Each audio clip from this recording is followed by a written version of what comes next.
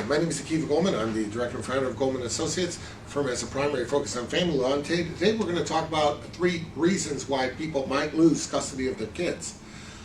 Well, I'm going to give you some reasons, not necessarily in the order of frequency or priority, but reason number 1 might be failing to comply with court orders. Notice how I leaned in when I said that, because that's what the court does. The court makes specific orders about what you're supposed to do. And you may not really prioritize it, or you may think that the court conveyed it in a manner where it's not that big a deal. I have seen more people lose custody of their children just because they didn't listen to the judge, more than you can imagine. And it's mostly a function of ego. Sometimes the violation isn't so terrible, but what really is going on is the courts will not like it when people stand on their toes and try to put on that robe and call the shots. The court makes orders and expects these orders to be followed. If you don't like the orders, you don't have an option of not following it. What you have the option is to tell your lawyer and see if he or she will file a motion to, suspend the order, modify the order, change it a little bit so it's more workable for you. But taking the rules into your own hands in that you're not following the court's order is a very, very easy path toward losing custody of your kids. Now, a second thing has to do with abuse and neglect. I put abuse and neglect together because oftentimes when there are charges that come up with abuse, they fall into a neglect issue as well. Abuse, the image that's conjured up is somebody, over disciplining their child, smacking them with leaving a welt on them, that kind of thing. And neglect often conjures up an image of like not taking care of medical needs or not feeding your kids and all that.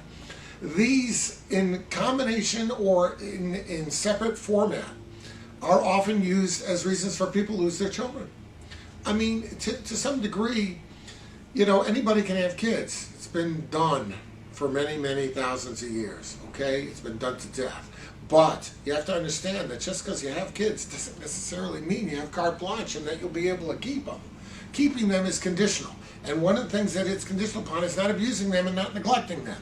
Because if the court gets involved in your life and they find out that you're abusing and or neglecting your children, it is likely that the court will divest you of custody. So a second way to lose your kids, abuse and neglect.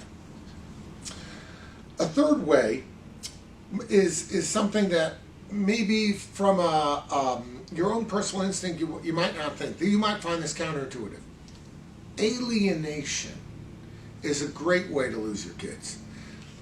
Alienation meaning you talk and you badmouth your ex in front of your kids. Try to alienate the opposite parent in the eyes of your children. There's a lot of ways to do it. You can outright say, mom's just, an idiot and she doesn't do things right. She's a whore. She's a thief. She's a fraud. Saying these things to your children is a clear form of alienating, an attempt to alienate the mom in the eyes of the kid. There are other more subtle ways. You can alienate the other parent in the eyes of your child by making it so that the child somehow is led down the road thinking that it's not as good to be with one as to be with the other.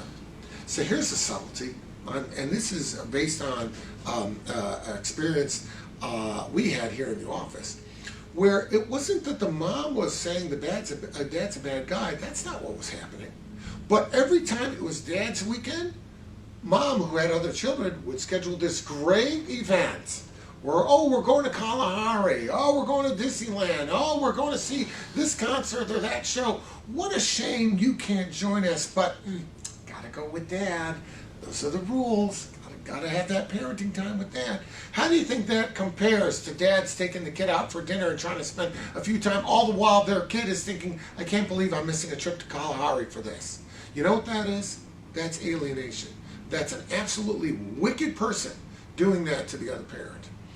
When the court finds out that you're doing that, if the court were to find out that one parent is deliberately scheduling, and not only scheduling, but telling the other kid, I'm sorry you can't come with us during that time. Well, if the court finds that out, you can bet that the court's going to take action. The court is not going to tolerate that nonsense. And if that's going on to you, you make sure your lawyer knows about it.